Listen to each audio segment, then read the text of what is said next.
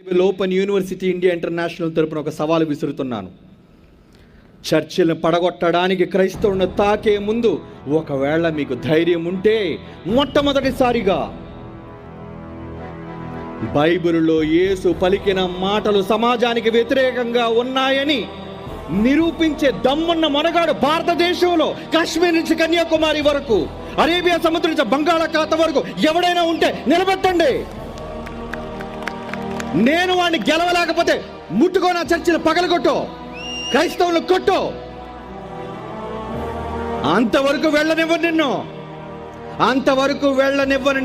ఈరోజు సమాజంలో ఎలాంటి వారు తయారయ్యారో తెలుసా అండి? ఏంటి ఒక వార్త మీకు చూపిస్తారండి, ఇది వచ్చిన నిజమైన వార్తే. ఏమంటున్నారు చూడండి, భారత్ లో ఉండాలి అంటే ఏమనాలటండి? మీరు చూడండి తెర మీద, నేను చదవండి. దిలీప్ ఘోష్ అనే ఒక మత ఛాందసవాది ఏమంటున్నాడండి? దిలీప్ ఘోష్ వాడి పేరు. ఏమంటే భారతదేశంలో ఉండాలంటే నువ్వు చెప్పిన పేరు నేను అనాలా? అనరా?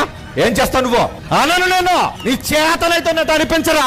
చూద్దాం. నా ప్రాణమైన పోతాదేమో గాని, ప్రాణం పోయినంత వరకు జై యేసు అంటారే గాని నువ్వన్న మాట అనను.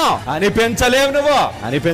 నీ దేశం నీ బాబు జాగీర్ అనుకున్నావురా? నీ తాత సొత్తు అనుకున్నావురా? దీన్ని ఎవడి సొత్తిది? హిందుస్థాన్ అని పేరుంటే అసలు భారతదేశ చరిత్ర నీకు తెలుసా? చరిత్ర తెలియకపోతే రా నా దగ్గరికి, మోకాళ్ళేరా నేర్పిస్తా నీకు చరిత్ర ఏంటో. ఏం తెలుసురా భారతదేశ చరిత్ర నీకు? నాగరికత పుట్టింది పాకిస్తాన్ లో ఉంది, సింధు నది. ఆ సింధు నాగరికత వలనండి ఈ దేశానికి సింధ్ అనే భూమి ఉండేది. అది పర్షియన్ లాంగ్వేజ్ లో సహ అనే అక్షరం లేకపోవడం అని పలికారని, అందుకనే హింద్ అయింది. హిందుస్థాన్ అయింది. హిందుస్థాన్ అయినంత మాత్రం హిందువులు మాత్రమే ఉండాలని కాదు, క్రైస్తవులు ఉండాలి, ఇస్లాం వాళ్ళు ఉండాలి, బౌద్ధులు ఉండాలి, జైనులు ఉండాలి, సర్వ మతాల వాళ్ళు ఉండాలి. ఏ ఒక్కడిదే కాదు, ఇది రాజ్యాంగం నాకు ఇచ్చిన హక్కు. దద్దమ్మలే ముందు పుట్టారా చాలా మంది క్రీస్తుకు ముందు. దీనికి మొక్కు అన్నాడు మెజరు. ఎవడనుకున్నవాడు? నీకు బాబు ప్రతి ప్రాంతానికి సువార్త ప్రకటించడానికి వెళ్ళమని ఆదేశించినది ఎవరో తెలుసా? యేసన్నాడు. నువ్వెవడివైనా సరే సువార్తను ప్రకటించవద్దనే హక్కు ఈ ప్రపంచంలో ఏ మనిషికి లేదు. క్రైస్తవులారా నోట్ చేసుకోవాలి. ఈరోజు దేవుడు మన భారతదేశంలో మనకిచ్చిన హక్కు నిజంగా మహానుభావుడు అంబేద్కర్ యేసు ప్రభువును నమ్మినా నమ్మకపోయినా ఆయన ద్వారా రాజ్యాంగాన్ని రాయించాడు మన కోసం. ఏమని తెలుసా? ఏమని రాయించాడు తెలుసా? అంబేద్కర్ రాయను. అంబేద్కర్ ఏమని తెలుసా? ఈ దేశంలో సువార్త ప్రకటించే హక్కు ప్రతి క్రైస్తవుడికి ఉంది, రాయన్నాడు. భారతీయులు మాత్రమే కాదరా నా సోదరులు సోదరీమణులు, ప్రపంచంలోని మనుష్యులందరూ నా సోదర సోదరీమణులని చెప్పిన ఒకే ఒక గ్రంథం, that is the Bible. Bible ప్రపంచంలో ఏ పుస్తకం చెప్పలేదు.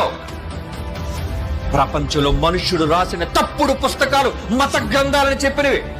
ఏం పుట్టించింది తెలుసా? కులం. రే తలకాయ నుంచి వచ్చావు, రే నువ్వు భుజాల నుంచి వచ్చావురా, ఒరే నువ్వు కడుపు నుంచి వచ్చావురా, ఒరే నువ్వు పాదాల నుంచి వచ్చావురా. అది లేదండి, అది చెప్పలేదండి ఈ వేదం. ఆయన చెప్పాడండి, అందరూ నా సోదరులు, తండ్రి పిల్లలు అన్నాడండి. ఒరే నువ్వు గొప్పవాడురా, ఒరే నువ్వు పేదవాడురా, ఒరే నువ్వు తక్కువ కులానికి చెందినవాడురా అనలేదు ఆయన మాట. కులం ఉందని చెప్పినది వేదమా? కులం కాదు, అందరిలో దేవుడు ఉన్నాడని చెప్పేది వేదమా? మీరు కాదు కదా, ప్రపంచంలో ఎవ్వడు మాట్లాడలేడు. That is the power of Bible. Bible గొప్పతనం అది. అలా చెప్పడానికి తిప్పని మేసం నిమ్మకాయ నిలబెట్టడానికి కాదు. లేదు, ఒకవేళ మీ బైబిల్ తప్పండి, కులం అనేది ఉంది అని ఎవరైనా చూపిస్తే, ఈ రోజు విశాఖపట్నంలో నేను బహిరంగంగా సవాలు విసురుతున్నాను, లైవ్ లో కూడా చాలా మంది చూస్తున్నారు.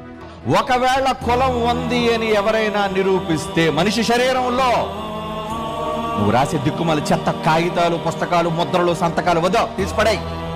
ఒక మనిషిని తీసుకొస్తే ఆ మనిషిని పరీక్షించి వీడు పలానా కులానికి చెందిన వాడని, హిమాలయాలు మొదలుకొని కన్యాకుమారి వరకు, అరేబియా సముద్రం మొదలుకొని బంగాళాఖాతం వరకు ఎవడైనా నిరూపిస్తే, ఇదిగోండి ఈ బైబిల్ నా జీవితంలో ముట్టను, తప్పని ఒప్పుకొని వదిలేస్తాను. బైబిల్ని తప్పు, బైబిల్ని ఒప్పుకొని వదిలేస్తాను. దీన్ని భవిష్యత్తు చెప్పమంటారా?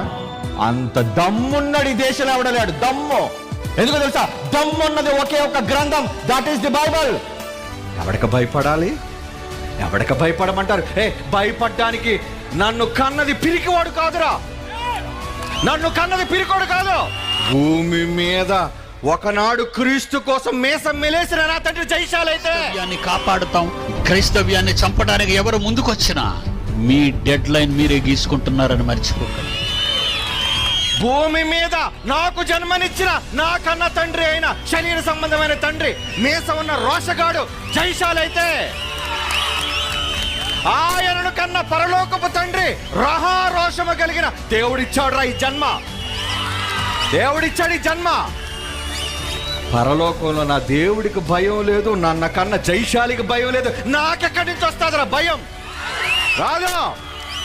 బాగు చేయడానికే వచ్చాడు క్రైస్తవుడు ఈ తరంలో, బాగు చేయడానికే జైశాలి వచ్చాడు, బాగు చేయడానికే జైశాలి కడుపున ఎల్పిబి పుట్టాడు. అందుకే డిబేట్లు అంటే గంటల గంటలు కూర్చొని మాట్లాడి ఏది నిజమో ఏది అబద్ధం తెలియకుండా చేసే డిబేట్లు చేయదు. బైబిల్ ఓపెన్ యూనివర్సిటీ అలాంటి డిబేట్లు చేయదు, క్రైస్ట్ చర్చ్ అలా డిబేట్లు చేయదు. డిబేట్కి దిగింది అంటే నాది రైటా నీది రైటా తెలిపోలు వేదిక మీద తేలిన తర్వాత నాది తప్పైతే బైబిల్ వదిలేస్తా, నీది తప్పైతే నువ్వు నమ్మినది వదిలేసి క్రీస్తులోనికి బాప్తీసం తీసుకోవాలి. కండిషన్ భయం. ఇలాంటి కండిషన్లకు భయం చెప్పమంటే సోదంతా చెప్తారు గంటలు గంటలు. ఇందుకు ఎవరిది రైట్ ఏది నిజం మీరే నిర్ణయించుకోండి, ప్రజలే న్యాయ నిర్ణేతలు. మరి ఈ రోజు జరుగుతున్న డిబేట్స్ ఏంటి? డిబేట్లు మళ్ళీ అడుగుతారు, నువ్వు ఎప్పుడైనా డిబేట్ చేసావా? డిబేట్ చేస్తే గెలిపోవటములు చూసేది దాన్ని డిబేట్ అంటారు. దేవుని పిల్లలారా, అందుకే నాకు పెట్టిన పేరేంటో తెలుసా?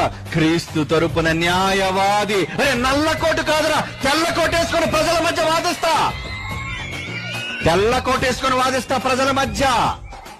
ఎవరి కోసం? నేను నమ్మిన క్రీస్తు కోసం, నేను నమ్మిన రక్షకుడు కోసం, నన్ను పంపించిన దేవుని కోసం, నేను చదివిన బైబిల్ కోసం.